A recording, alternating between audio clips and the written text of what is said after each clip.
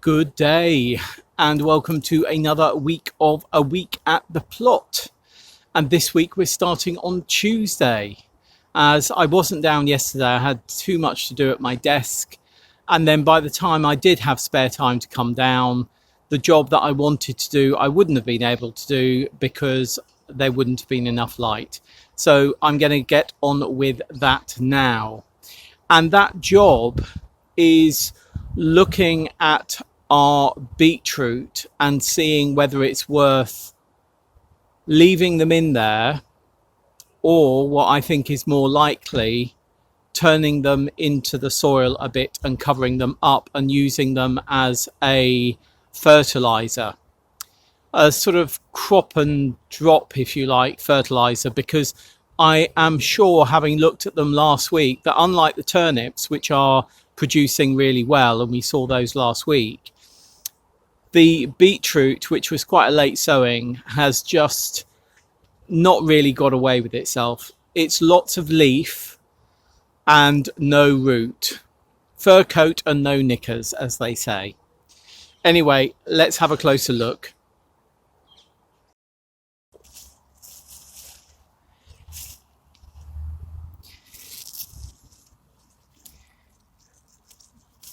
Yeah, I mean, look, I think you can see nothing's really developing.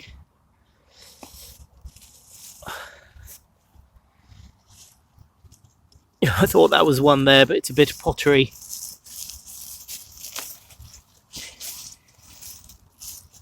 Yeah. If we come over to the turnips, you can see how, they're producing rather nicely. So what I'm going to do is just get a fork and turn these into the soil, and then I'm going to cover up with cardboard. At least then the nutrients that are in these leaves will go into the soil. It seems like a sensible thing for me to do. Maybe others have different thoughts. Anyway, I'm going to get on and do what I've just said. There we have it. A nice quick job done today. I think that's sensible. Other people may disagree, and I'd love to know your reasoning. I mean, it may be that some of those beetroot do actually form underneath, but without the sun, even through the winter, I doubt that very much. I've taken the cardboard right up to the turnips. You can just see the colouring of the turnips there and here. And I think I'm just for a bit of sort of neatness, I'm just going to bring that netting over as well. What I am noticing is I'm going to have to get some pepper, because there's quite a lot of cat activity going on. And I was just going to say, no more garlic activity, but have I just seen one? Oh, maybe I didn't. Oh, no, there. Can you see there? No, you can't. There. No, that's not one. Maybe there is. I mean, the Primor over there, you can see maybe a few green shards. They're sort of doing okay, but yeah, nothing substantially in the Thermodrome and Messidor yet. I find that really quite interesting. Again, maybe due to the lateness of the planting of it for me. And the broad beans that have survived, hopefully you can see, are thriving. Not a huge amount. You can see the sort of dead there. But the ones that have survived are surviving, which is great. This is the path between my neighbours and myself. And I look back a year ago, and it's interesting because This is far barer than it was a year ago.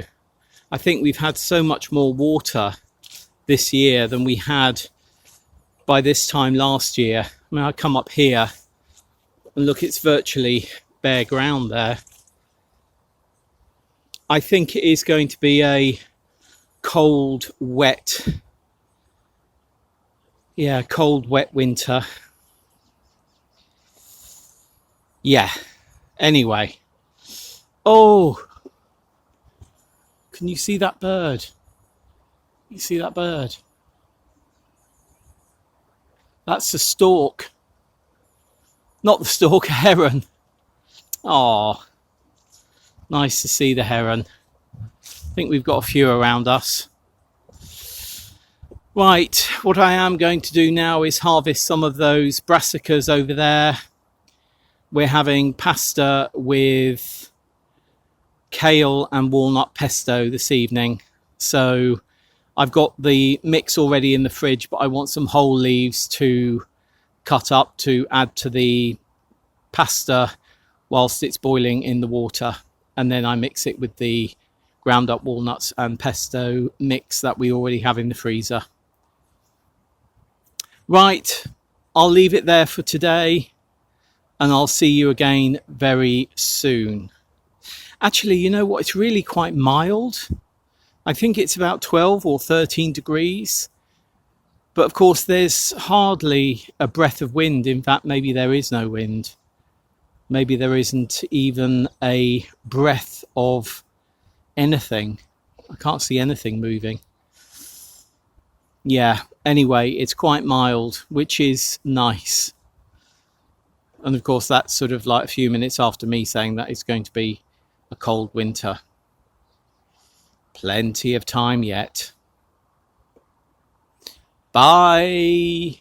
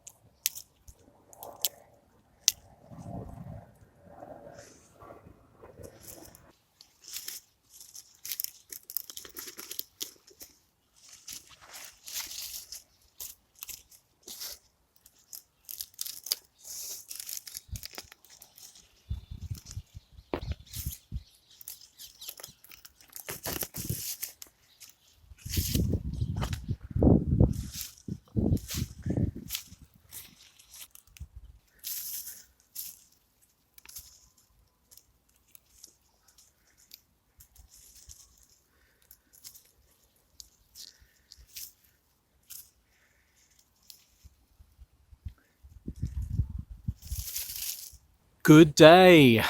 So a little bit of harvesting today.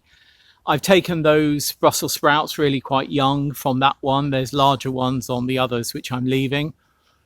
But I thought I would take those quite young, and I'm just going to toss them in a pan with some oil and some salt and pepper, and just a few, maybe 2 tablespoons of water, and just let them steam saute away. So we'll have those. Then some of the turnips, which I think are going to go into a roasting tray with the carrots that I've just pulled as well. And also in that roasting tray will be another parsnip. Little bit of carrot root fly there, look, a little bit of rot, but that's fine. That's fine. I'm not going to worry about that. It'll peel off really, really well. Let me just put it down. Right, I'm back. Very wispy hair today I've got. Richard was commenting on that as we were filming this morning. So yeah, and it's Friday afternoon. It's about 3:15. I'm not really doing much down here today. I just wanted to come down and harvest. I haven't protected the Portuguese cabbage here, and I've noticed that pigeons have got some of them, including the one that's like a Portuguese cabbage crossed with a Cavallo Nero. So the heart of that has been pecked out. My fault completely. I've covered it now. It will grow back, and that's fine because I want to save seeds from that one because it's such an unusual plant. So I do want to save seeds from that. So that will grow back. And with the milder weather that we've had of late, the garlic, the Primor garlic, is now about sort of 3 to 4 inches high in the main, but the Messidor and the Thermodrome is still virtually invisible. I think maybe there's 2 or 3 little shoots just breaking the ground at the moment. And the other thing that I've noticed that the pigeons have had a go at is our chard that we have by the celery. They don't like the celery, but the celery doesn't like the frost. So, or the cold. We've had a couple of deep frosts in the last week maybe, but I think it doesn't like the cold. But yeah, I've just come down here to do that. And I've also come down here to put this in the bin, the organic gardening catalogue.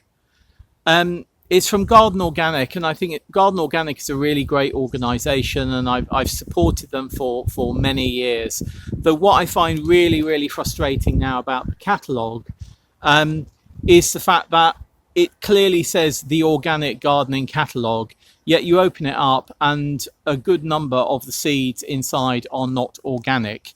And that really annoys me because you should be able to pick up an organic gardening catalogue and everything in it is organic, or certainly the seeds should all be organic. But that is not the case. So I'm going to rip it up and put it into our compost bin.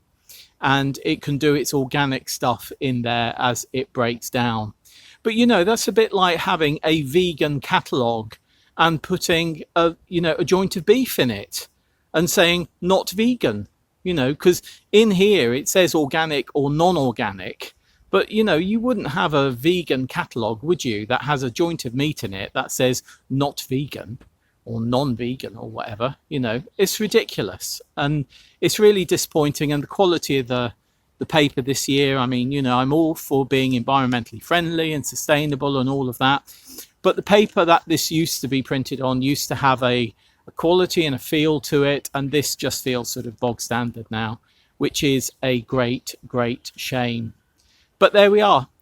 Times change, don't they? And we have to just either put up with them or move on and do something different. So yeah, I guess over the last couple of years I've been moving on and doing something different by going to the smaller organic companies and to the open pollinated companies. So that's what I'm doing. Right, I'm going to leave it there. I am actually wearing different jeans today because the 2 pairs of jeans that I use for down here that Richard has patched up many times, I think both of them are coming to the end of their life. I think there's more patchwork on the jeans than there is actual original jeans. It's a bit like the guy in Only Fools and Horses. Who was it?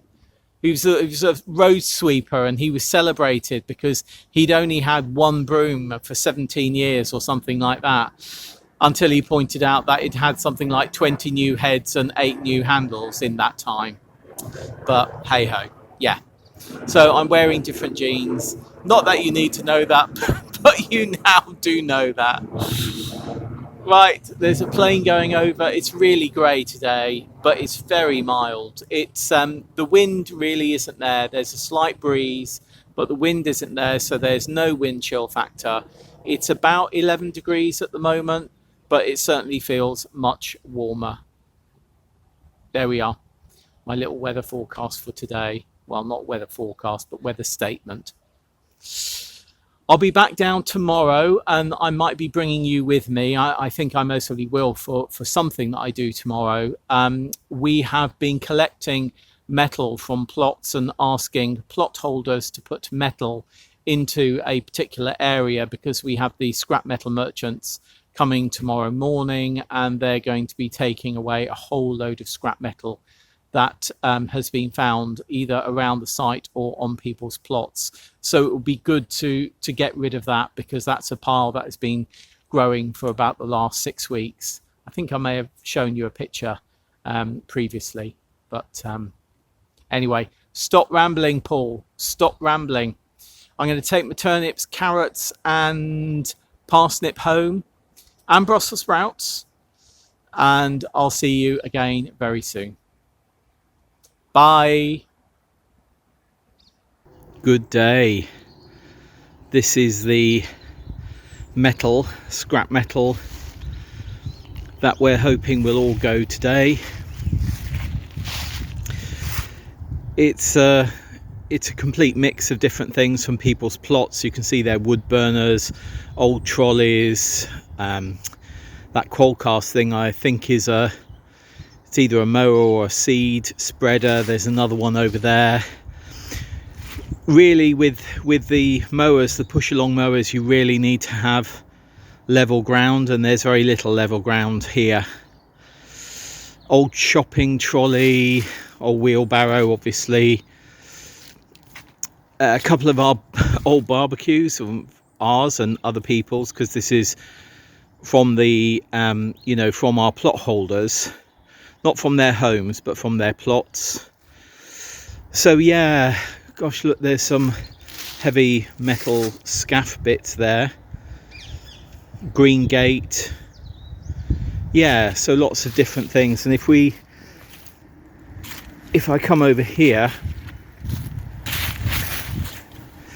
this huge bit of pipe here, I think it's in 2 parts, that was part of our old irrigation system that hasn't been operational for many years because it was replaced with plastic piping a decade or so ago. So fingers crossed all of this will be taken today. This whole area here is where we used to have 2 small horses. Lived here for a couple of decades. I think the horses changed, but yeah, there's been quite a lot of animals on this plot over the years, and now this is the plot that is going to become more growing spaces. These are going to be 10 metre by 1.8 metre raised beds. Much of what you see there is going to be used as dead hedging right at the back of the paddock area, right up there in the back corner. So we're going to have a working party to do that in January. Really quite solid pieces. As you can see, quite a few of these are pretty straight, and what we'll be doing is cutting them back for the larger ones to sort of be pegs, which will peg in the ground, and then the smaller bits will all go behind the pegs as a dead hedge. This batch here is a little bit more rustic, as you can see, but yeah, and that's a bay tree that came down when the tree work was done. Yeah, that's half of the stuff gone. They reckon they'll be able to take all of this in the next load. Much of it will lie flat, and then they can put the other bits on top, which is great. One thing to say, obviously, when you are looking for scrap metal merchants, make sure that they are registered and that everything is just not going to be fly tipped. So they make money from removing this, and we see it gone, which is great. Right, I'm going to leave it there, I think, for today. See you again tomorrow. Bye. Good day. It's Sunday afternoon, about mid-afternoon, I think. Yeah, it's just after 2:30. And I'm just going to crack on and do a few things and take you along with me.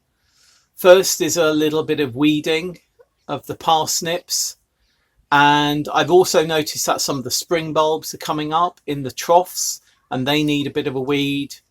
And yeah, there's a few other things that I'm going to get on and do.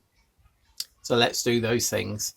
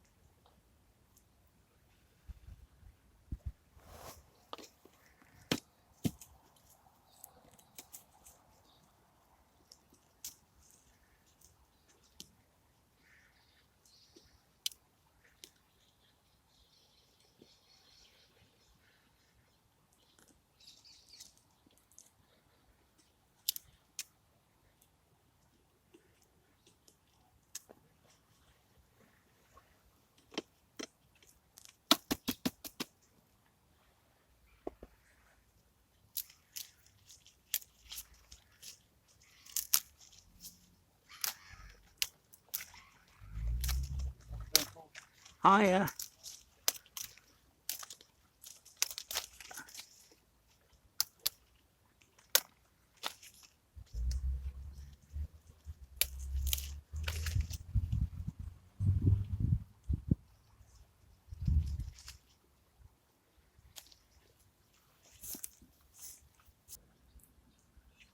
I'm not sure if you can see in there, but there's a good 4 or 5 wood pigeons that are really enjoying the ivy, which is a food source for them at the moment with the berries. I must say I'd rather that they were on the ivy than on our brassicas, which they have been. Let me just show you the brassica that I want to save seeds from. This is the brassica that I want to save seeds from. We've only got one plant like this. As you can see, it's been munched by pigeons, wood pigeons, the ones that are in the ivy that we've just seen. I don't know if it's those specific ones, but that's what's eaten this. The big dropping there, which will nourish the soil. But this will grow back. You can see the center here. This is going to grow back, and it's from that obviously we'll get the flower, and then from the flower we'll get seed pods, and then I will save the seed. But what you can see here is that this has a really open structure compared to Cavallo Nero, which is much more erect. This has got the structure of a Portuguese cabbage, but has got the leaf which is closer to Cavallo Nero or Nero di Toscana. So I believe that this save seed, this particular seed, must have come from a plant which was a cross, which is relatively unusual. But this is also how new varieties form, of course. You can see the leaf is very crinkly. If I just compare it with a Portuguese cabbage leaf just next door, completely, well, no wrinkles, hardly any wrinkles on here compared to here, but you've still got that structure in the middle, the very clear structure. So yeah, fingers crossed this will grow back. I'm 99% certain it will. Flower, and then we'll save seeds from it in the new year. So what I'm going to do is make sure it's covered well up, and fingers crossed.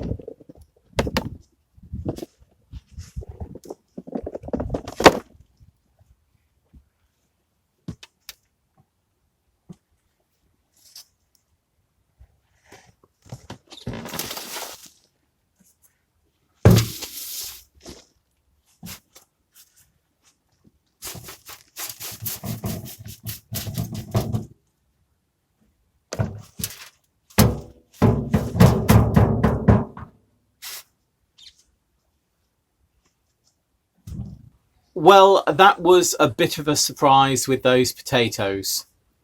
They were potatoes that were left on the sharing table, seed potatoes left on the sharing table. I put them in earlier this year into those containers. And to be frank, I just let them get on with themselves. I didn't expect anything below the soil when I tipped them out. And as you saw, we got a decent enough harvest from both containers. So that's really great. Don't know what varieties they are, can't remember, not sure whether I actually knew or not. But then the soil has gone on to the bed, which was the potato bed this year, the new potato bed this year, early potato bed. And that is going to be our carrots and our parsnips bed for next year. So any spent compost that I now have, like that has been used for the potatoes, will go onto that bed, because the soil does not need to be nutritious for carrots and parsnips. So that's it for this week's A Week at the Plot. I just had a really lovely chat with another couple here. We're talking about Christmas, what they're doing, and how plans are changing and things like that. And it's just lovely. It's very quiet down here today. Really, really quiet. It's quite cold as well. It's saying it's 4 degrees inside the shed. I think it's feeling a little bit cooler than that outside because of a very slight breeze, but quite a cold breeze. Much, much colder than it was yesterday. I mean, yesterday it was like 12 degrees, 13 degrees. And today, as I say, it's 4 in the shed. So also, we've had no rain since I said, I think at the beginning of this week, that I thought it was going to be a wet and cold winter. We've had absolutely no rain. Apparently that will change midweek, where we will have a bit of a downpour, but we'll see how that goes. Next week is next week after all. Right, I'm going to leave it there for this week's A Week at the Plot, and I'll see you again next week for more things that are going on here. Bye.